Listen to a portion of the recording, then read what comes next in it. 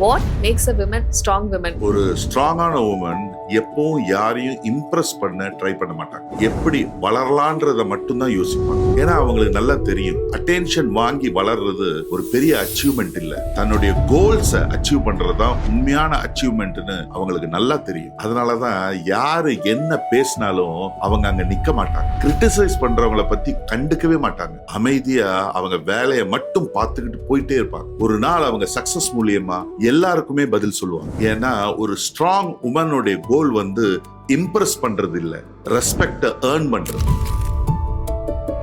சில நேரங்கள்ல யாரா இருந்தாலும் தப்பு பண்றது தவிர்க்க முடியாது. ஏன்னா இங்க யாரும் நம்ம கடவுள் கிடையாது. சப்போஸ் அப்படி தப்பு பண்ணதுக்கு அப்புறம் அவங்க அகங்காரத்தை ஒதுக்கி வச்சுட்டு மன்னிப்பு கேட்டு தங்களுடைய நடத்தையை மாத்திக்கணும்னு யார் முழுசா முயற்சி பண்றாங்களோ அப்படிப்பட்ட உறவுகள் தான் இன்னைக்கும் காப்பாற்றப்படுது. ஆனா தான் தப்பு பண்ணிட்டு எதிர்க்க இருக்கிறவன் தப்பு பண்ண மாதிரி அவங்கள மேனிபுலேட் பண்றது, இந்த மாதிரியான விஷயங்கள் பண்ணும்போதுதான் அந்த உறவு கொஞ்சம் கொஞ்சமா சிதைய ஆரம்பிக்கும். இந்த கரெக்ட்ல இருக்கிற மாதிரி நீங்க இருந்தீங்க அப்படின்னா உங்களை நீங்க மாத்திக்க ட்ரை பண்ணுங்க. ஒரு விஷயம் எப்பவுமே ஞாபகம் வச்சுக்கோங்க, எப்பவுமே உங்களை ஸ்பெஷலா நினைச்சு வாழ ஸ்டார்ட் பண்ணுங்க. இந்த உலகத்துல கடவுள் யாரையுமே வேஸ்டா படைக்கல. ஏதாவது ஒரு குவாலிட்டியை கொடுத்துதான் ஒவ்வொருத்தரையும் கடவுள் இந்த உலகத்துக்கு அனுப்பியிருக்காங்க. உங்களுக்கும் ஏதாவது ஒரு குவாலிட்டி நிச்சயமா இருக்கும். அதை மத்தவங்களோட கம்பேர் பண்ணும்போது உங்களை அது டிஃபரெண்டா காட்டும். உங்க குவாலிட்டி என்னன்னு கண்டுபிடிங்க, அதோட வாழ ஸ்டார்ட் பண்ணுங்க. கோடி ரூபாய் கொடுத்தாலும் திரும்ப வாங்க முடியாது. இப்ப நான் சொல்ல போற 6 விஷயம் தான். முதல் விஷயம், உடைஞ்ச நம்பிக்கையே திரும்ப ஒட்ட வைக்கவே முடியாது. 2வது, விட்டு போன ரிலேஷன்ஷிப். 3வது, இழந்த நிம்மதி. 4வது, பேசின வார்த்தை. 5வது, தவற விட்ட வாய்ப்புகள். 6வது, வேஸ்ட் பண்ண டைம். ஒரு டாக்ஸிக் ரிலேஷன்ஷிப்ல இருந்து எப்படி வெளியே வருது? யாராருக்கோ தர மறுத்து அப்படி மூடி வச்ச காதல தான் அதை தீண்ட கூட தகுதி இல்லாத ஒருத்தங்கிட்ட கொண்டு போய் கொடுத்துருக்கீங்க. அழுது புலம்பாத, தேடி திரியாத, போனதாவே இருக்கட்டும். நீ தப்பே பண்ணல, உன்னை யாரும் நம்பலன்னு தெரிஞ்சிருச்சுன்னா அது எப்படி இருக்கும்னு யோசிச்சு பாரு. நீ தப்பு பண்ணலன்னு உனக்கு தெரிஞ்சா போதும். நீ நல்லவன்னு யாருக்கும் ப்ரூவ் பண்ண வேண்டிய அவசியமே இல்லை. நீ யாரு?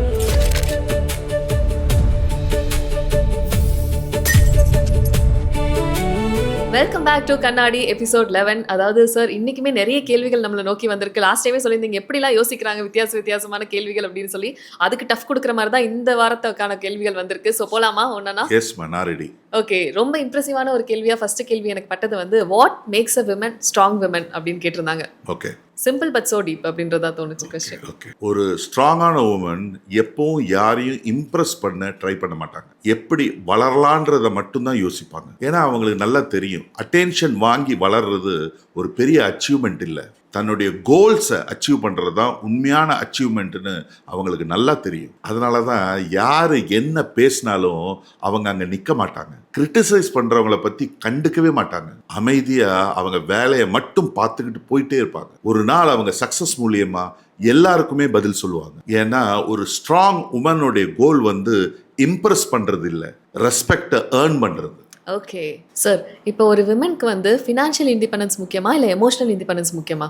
Excellent question.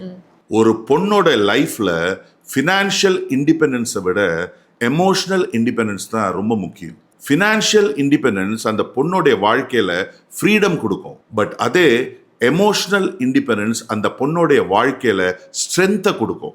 யாரு என்ன சொன்னாலும் உங்களுடைய ஸ்ட்ரென்த்தை நீங்க சந்தேகப்படாதீங்க. யாராவது இருந்தாதான் ஹாப்பியா இருக்கணும்னு இல்லை, உங்களுடைய ஹாப்பினஸோடைய சாவி உங்க கையில தான் இருக்கு. உமன் ஸ்ட்ராங் ஆகிறது அவங்க பேங்க் பேலன்ஸால மட்டும் இல்லை, அவங்களுடைய மைண்ட் செட், கான்ஃபிடன்ஸ், செல்ஃப் ரெஸ்பெக்டால மட்டும்தான். அதனால மணி ஏர்ன் பண்ணுங்க, நிறைய ஏர்ன் பண்ணுங்க, அதோட சேர்த்து மைண்ட் செட்டையும் பில்ட் பண்ணுங்க. ட்ரூ சார், ஆக்சுவலி நீங்க பேசுறப்ப ரொம்ப பவர்ஃபுல்லாவே புரியுது. அதாவது எமோஷனல் இண்டிபெண்டன்ஸ் தான் ரொம்ப முக்கியம் அப்படின்றது. எஸ் சார், சில பேருக்கு வாழ்க்கையில ஒரு டைம் ஏமாறுவாங்க, ஒரு பாடம் கிடைக்கும். பட் தொடர்ந்து ஏமாந்துட்டே இருக்கனே, அதுக்கு நான் என்ன பண்றது அப்படின்னு சொல்லி ஒருத்தர் கேட்டிருக்காரு. என்ன சொல்றது அவருக்கு? ஓகே, வாழ்க்கையில ஒரு தடவை ஏமாறலாம், ஆனா அதையே பழகிக்காத. இந்த உலகத்துல 2 பேர் மட்டும்தான் வாழ முடியும். ஒன்னு ஏமாத்துறவன், இன்னொன்னு எப்பவுமே ஏமாந்தே பழகி போடுவேன். ஓகே, அதுலயே பழகி அப்புறம் ப்ரொஃபஷனலா ஏமாறுறவங்களா ஆயிடுறாங்க. நைஸ் சார், தனிமை எப்ப நம்மள செல்ஃப் மேட் ஆக்கும், ஸ்ட்ராங் ஆக்கும்? தானே அழுது தானே ஆறுதல் தேடும் தனிமையை விட கொடுமை வேற எதுவும் கிடையாது. யாரும் இல்லாத போது தண்டனையா தெரிஞ்ச தனிமை எனக்கு யாரும் வேணான்னு நினைக்கும் போது நிம்மதியா தெரியுது. அன்புன்றது பெற்றாலும் கொடுத்தாலும் சந்தோஷம் தான். எஸ். அன்பு இஸ் ஆல்வேஸ் சந்தோஷம் அப்படின்ற மாதிரி. சார் லைஃப்ல நமக்கு எப்பதான் அந்த ஒரு பிரேக் கிடைக்கும் அப்படின்ற ஒரு ஏக்கம் வந்துட்டு இருக்கு. எதையாவது தேடி நம்ம ஓடிக்கிட்டே இருக்கோம். அன்பை தேடி ஓடுறோம், இல்ல காசை தேடி ஓடுறோம். அந்த மாதிரி போய்க்கிட்டே இருக்கு. ஸோ எப்பதான் அந்த ஒரு பிரேக் கிடைக்கும்? ஓய்வு இல்லாம ஓடிக்கிட்டு இருக்கும்போது தான் தெரியும். சின்ன வயசுல மத்தியானம் கொஞ்சம் தூங்குன்னு அம்மா சொன்ன அந்த நாட்களுடைய மதிப்பு. இது வெறும் வரிகள் இல்லை, வாழ்க்கையின் தத்துவம். ஓய்வில்லாம ஓடிக்கிட்டு இருக்கிற உள்ளங்களுக்கு இது நிச்சயமா புரியும். ஓகே. அதனால தான் ஏதாவது சின்ன வயசுல நாஸ்டால்ஜியா யோசிச்சாலே கண் கலங்குதுன்னு நினைக்கிறேன். அந்த மாதிரி இப்ப திருப்பி நம்மளால இருக்க முடியலையே அப்படின்றது. கரெக்ட். சார், ஒரு ரிலேஷன்ஷிப் அப்படின்றப்ப 2 பேர் சம்மந்தப்பட்ட ஒரு விஷயமா இருக்கும். இது ரிலேஷன்ஷிப் ஒரு பிரச்சனையில போகுது அப்படின்னா அதை எப்படி காப்பாத்துறது? ஏன்னா எப்படி ஒரு சைடு தப்பு இருக்கும், அதை எப்படி காப்பாற்ற முடியும்? ஓகே. சில நேரங்கள்ல யாரா இருந்தாலும் தப்பு பண்றது தவிர்க்க முடியாதது. ஏன்னா இங்க யாரும் நம்ம கடவுள் கிடையாது. சப்போஸ் அப்படி தப்பு பண்ணதுக்கு அப்புறம் அவங்க அகங்காரத்தை ஒதுக்கி வச்சுட்டு, பிடிவாதத்தை ஒதுக்கி வச்சுட்டு மன்னிப்பு கேட்டு தங்களுடைய நடத்தையை மாத்திக்கணும்னு யார் முழுசா முயற்சி பண்றாங்களோ அப்படிப்பட்ட உறவுகள் தான் இன்னைக்கும் காப்பாற்றப்படுது. ஆனா தான் தப்பு பண்ணிட்டு எதிர்க்க இருக்கிறவன் தப்பு பண்ண மாதிரி அவங்கள மேனிப்புலேட் பண்றது, இந்த மாதிரியான விஷயங்கள் பண்ணும்போதுதான் அந்த உறவு கொஞ்சம் கொஞ்சமா சிதைய ஆரம்பிக்குது. இந்த கரெக்ட்ல இருக்கிற மாதிரி நீங்க இருந்தீங்க அப்படின்னா உங்களை நீங்க மாத்திக்க ட்ரை பண்ணுங்க. ஓகே. அக்செப்டன்ஸ் இருந்தாதான் ரிலேஷன்ஷிப்பை சேவ் பண்ண முடியும். Very true. Super sir. Sir, இப்போ ஒரு ரிலேஷன்ஷிப்க்கு ஒருத்தர் கடந்து போயிட்டாரு. பட் பாஸ்ட்ல அவங்க பார்ட்னரை அவங்க சீட் பண்ணியிருக்காங்க. இப்போ அதை ரியலைஸ் பண்றப்ப அவங்களுக்கு ஒரு மாதிரி ரொம்ப ஹர்ட் ஆகுதுன்னு நினைக்கிறேன். ஸோ அதை மென்ஷன் பண்ணி கேட்டிருக்காங்க. நிறைய பேர் என்கிட்ட இந்த கேள்வி கேட்குறாங்க. ஒரு பொண்ணை ஏமாத்திட்டு இன்னொரு பொண்ணுக்கு உண்மையா இருக்கேன் அப்படின்னு நீங்க சொன்னாலும் ஏமாத்தப்பட்ட அந்த பொண்ணுடைய கண்ணீருக்கு உங்க தலைமுறையே பதில் சொல்ல வேண்டிய நிலைமை வரும். ஜாக்கிரதை. வாவ், ஸ்ட்ரிக்டான ஒரு வார்னிங்கா இருக்கு பார்க்கிறதுக்கு. எஸ். ஓகே சார், ஒருத்தவங்க ரொம்ப ஃபீல் பண்ணி கேட்டிருந்தாங்க, என்னால் எதுவுமே லைஃப்ல பண்ண முடியல, நான் ஒரு வேஸ்டா, நான் என்னோட டேலண்ட் என்ன, என்னால் என்ன பண்ண முடியும், எனக்கே என்ன நினைச்சா ரொம்ப டவுட்ஃபுல்லா ரொம்ப லோவா இருக்கு அப்படின்ற மாதிரி ஃபீல் பண்ணியிருக்காங்க. அவங்களுக்கு என்ன சொல்லணும்னு நினைக்கிறீங்க? ஒரு விஷயம் எப்பவுமே ஞாபகம் வச்சுக்கோங்க, எப்பவுமே உங்களை ஸ்பெஷலா நினைச்சு வாழ ஸ்டார்ட் பண்ணுங்க. இந்த உலகத்துல கடவுள் யாரையுமே வேஸ்டா படைக்கல. ஏதாவது ஒரு குவாலிட்டியை கொடுத்துதான் ஒவ்வொருத்தரையும் கடவுள் இந்த உலகத்துக்கு அனுப்பியிருக்காங்க. உங்களுக்கும் ஏதாவது ஒரு குவாலிட்டி நிச்சயமா இருக்கும். அதை மற்றவங்களோட கம்பேர் பண்ணும்போது உங்களை அது டிஃப்ரெண்டா காட்டும். உங்க குவாலிட்டி என்னன்னு கண்டுபிடிங்க, அதோட வாழ ஸ்டார்ட் பண்ணுங்க. எஸ், அந்த வேஸ்ட்ன்ற வார்த்தை பார்க்குறப்பெல்லாம் ரொம்ப ஹர்ட்டிங்காக இருந்தது சார். அப்பெல்லாம் யோசிக்கிறாங்களே அப்படின்ற மாதிரி. சார், எல்லாரும் என்னை ஈஸியாக நினைக்கிறாங்க, என் மேலே ஈஸியாக அந்த ஒரு ஹேட்ரட் வெறுப்பை த்ரோ பண்ணிடுறாங்க அப்படின்னு சொல்லி ரொம்ப ஃபீல் பண்ணி ஒருத்தவங்க பேசியிருந்தாங்க. அவங்களுக்கு என்ன சொல்லணும்னு நினைக்கிறீங்க? எப்பவுமே நீங்களா இருங்க. அது இங்க இருக்கிற பெரும்பாலான மனுஷர்களுக்கு பிடிக்கவே பிடிக்காது. ஆனா அதை பத்தியெல்லாம் உங்களுக்கு எந்த கவலையும் தேவையில்லை. உங்களுடைய வாழ்க்கையை நீங்க சிறப்பா வாழுங்க. மற்றவங்களுக்காக தயவு செய்து உங்க வாழ்க்கையை வாழவே வாழாதீங்க. புரிஞ்சுக்கோங்க, ஒரே ஒரு முறை தாங்க வாழ்க்கை. Super sir. ஒரு டாக்ஸிக் ரிலேஷன்ஷிப்லேருந்து எப்படி வெளியே வருது? யாராருக்கோ தர மறுத்து அப்படி மூடி வச்ச காதலை தான் அதை தீண்ட கூட தகுதி இல்லாத ஒருத்தங்கிட்ட கொண்டு போய் கொடுத்துருக்கீங்க. அழுது புலம்பாத, தேடி திரியாத, போனது போனதாவே இருக்கட்டும். Okay, find your self new அப்படின்னு. சார், ஒருத்தர் ஃபீல் பண்ணி கேட்டிருக்காரு, லைஃப்ல நான் நினைச்சது மட்டும் கரெக்டா நடக்க மாட்டேது அப்படின்னு சொல்லி. இல்ல, உங்ககிட்ட கேட்கறவங்க யாரும் கொஞ்சம் நல்ல ஒரு சந்தோஷமான சப்ஜெக்ட்லாம் எதுவுமே கேட்கறது இல்லையா? வெறும் லவ் ஃபெயிலியர், பிரேக்கப், அதே தான் கேள்வியா? ஆக்சுவலி உங்களை பார்த்தா அப்படி கேட்கணும்னு தோணுது. ஏன் அப்படி தோணுது என்ன பார்த்தா? ஏன்னா நீங்க அப்படியே கோவப்பட்டு அந்த ஒரு பதில் அவங்களுக்கு நல்லா டீப்பா உள்ள போகுதுன்னு நினைக்கிறேன். அந்த வார்த்தைகள்லாம் நம்ம போங்க. என்ன கேள்வி சொல்லுங்க, கேளுங்க திருப்பி. என்ன நினைச்சாலுமே அது தப்பாவே நடக்குது அப்படின்றாரு. என்னோட ராசியா அது அப்படின்ற மாதிரி புலம்புறாங்க. அதுக்கு என்ன சொல்லணும்னு நினைக்கிறீங்க? நேத்து நடந்ததை சரி செய்ய நினைச்ச வாழ்க்கைய இன்னைக்கு சமாளிச்சு வாழ்ந்துட்டு இருக்க. நாளைக்கு சரியாயிடும் அப்படின்ற நம்பிக்கை தான் மனுஷனுடைய கடைசி ஆயுதம். வாழ்க்கை நினைச்சபடி நடக்கல, ஆனா நடந்தபடியே உங்களை நினைக்க வச்சிருது இந்த வாழ்க்கை. ஓகே, நம்பிக்கை அதான் சார் வாழ்க்கை அப்படின்னு. சார், எதெல்லாம் போனா நமக்கு திருப்பி கிடைக்காது அப்படின்னு சொல்லி கேட்டிருக்காங்க. சூப்பர். அது லிஸ்ட் பெருசா இருக்கு. ஒரு 5-6 விஷயத்த நான் சொல்றேன். ஓகே. கோடி ரூபாய் கொடுத்தாலும் திரும்ப வாங்க முடியாது. இப்ப நான் சொல்ல போற 6 விஷயம் தான்.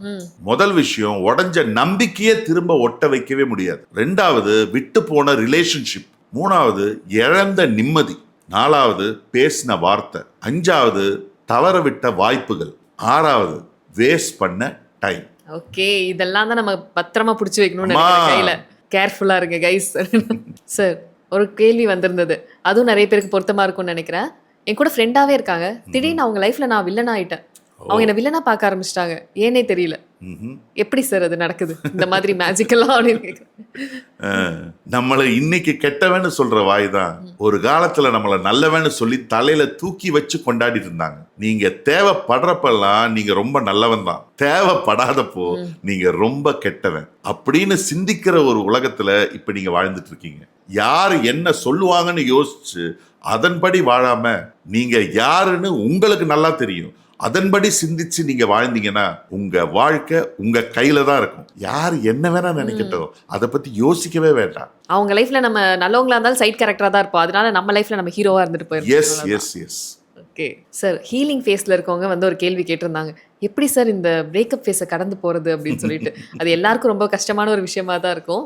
ஸோ போகும்போது லவ் டாக்டர் ஆகிடுவீங்க போல இருக்கு. தொடர்ந்து அதே கேள்விகள் வருது. இன்னைக்கு அது ஒரு பெரிய பிரச்சனையா இருக்கு போல இருக்குல்ல. இதுக்கு பதில் யாரும் கொடுக்க மாட்டேங்கிறாங்கன்னு நினைக்கிறேன். அதனாலதான் பதில் கொடுக்குற என்னையே கேட்டுட்டு இருக்காங்க. யூனிவர்சல் ப்ராப்ளமா இருக்கு லவ். உங்க மனசை தப்பான ஆள்கிட்ட கொடுத்துட்டு அதுக்கப்புறம் வலிக்குதுன்னு வருத்தப்படுறீங்க. அதை யாருக்கும் கொடுக்காம சேஃபா வச்சுட்டு இருந்தா அதுக்கு சொந்தக்காரனை கடவுளா பார்த்து கொடுப்பாரு. நீங்களே தப்பு பண்ணிட்டு அதுக்கப்புறம் மனசை நீங்களே நோகடிச்சுக்கிறீங்க. நீங்க உங்க பழசெல்லாம் மறந்துட்டு ஒரு நியூ லைஃபை வாழ ஆரம்பிக்கணும். ஒன்னே ஒன்னு லைஃப்ல ஞாபகம் வச்சுக்கோங்க, முடிஞ்ச விஷயத்தை பத்தி யோசிக்கவே யோசிக்காதீங்க. எஸ், ரீஸ்டார்ட் பண்ணிட்டு போயிட்டே இருக்கணும். ஒரு ப்ராப்ளம் நடந்திருக்கு, அந்த விஷயத்துல என் மேல தப்பே இல்லை, பட் எல்லாரும் என்னையே சந்தேகப்படுறாங்க, ஈஸியா என்ன அட்டாக் பண்ண ஆரம்பிச்சிடுறாங்க, அதுல இருந்து எப்படி வெளியே வருதுன்னு கேக்குறாங்க. நீ தப்பே பண்ணல, உன்னை யாரும் நம்பலன்னு தெரிஞ்சிருச்சுன்னா அது எப்படி இருக்கும்னு யோசிச்சு பாரு. நீ தப்பு பண்ணலன்னு உனக்கு தெரிஞ்சா போதும். நீ நல்லவன்னு யாருக்கும் ப்ரூவ் பண்ண வேண்டிய அவசியமே இல்லை. நீ யாரு? எஸ், நிறைய ஒரு பவர்ஃபுல்லான தாட்ஸ் எல்லாம் கொடுத்துருக்கீங்க. ஐ திங்க் இதை விட நிறைய கேள்விகள் வரும்னு நினைக்கிறேன். அதுவும் இல்லாமல் நீங்க சொல்லியிருக்கீங்க லவ் கேள்விகளே நிறைய வருதுன்னு. ஸோ இதுக்கப்புறம் வித்தியாசமான கேள்விகள் ஏதாவது எதிர்பார்க்கலாமா சார்? இல்ல, ஆக்சுவலி பிசினஸ் சம்பந்தமா கேளுங்க. ஓகே. மென்டல் ஹெல்த், நான் சைக்காலஜி படிச்சுக்கிட்டு இருக்கேன் இப்போ, அதனால மென்டல் ஹெல்த் பத்தி ஏதாவது கேளுங்க. ஃபிட்னஸ் என்கிட்ட கேட்காதீங்க என்ன, அதுக்கு ஃபிட்னஸ் கோச்சஸ்லாம் நிறைய பேர் இருக்காங்க, அவங்க பதில் சொல்லுவாங்க. மற்றபடி எது வேணா கேளுங்க. மோட்டிவேஷன் சம்மந்தப்பட்ட பற்றி எவ்வளோ சப்ஜெக்ட்ஸ் இருக்கு, கேளுங்க. ஓகே சார், நோட் பண்ணியிருப்பாங்கன்னு நினைக்கிறேன். ஸோ அடுத்து நிறைய கேள்விகள் வந்துட்டு இருக்கும். And thank you so much for today's episode. Thank you.